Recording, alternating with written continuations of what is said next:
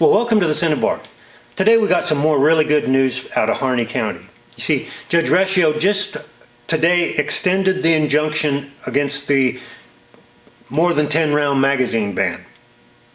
So until that one actually goes to trial, the injunction stays in place and the state cannot enforce that portion of Measure 114.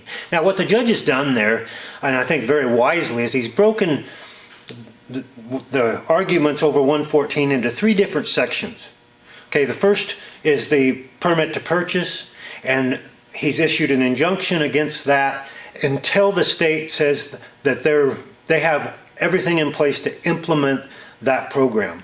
And then when the state comes to him and says that they can implement the permit to purchase, then within 10 days he'll schedule hearings on the constitutionality of that portion of 114.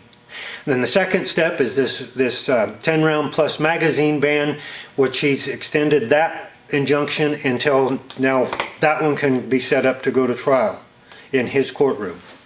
And the third portion is that 114 closes the so-called Charleston loophole, which is the federal law that says after 3 days, if a background check has not been completed, then an FFL has the choice to release a firearm to the customer.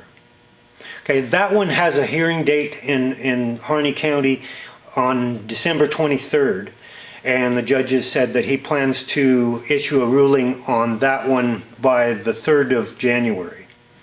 So we're getting very good news out of Harney County. I did get a chance to read his ruling today on the 10 round plus magazine ban, and I thought it was very well laid out and very well reasoned.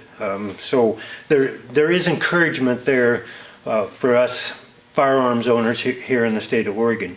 Of course, as we've talked before, I think ultimately this will go to the Oregon Supreme Court, where I'm less hopeful that we will get a favorable ruling.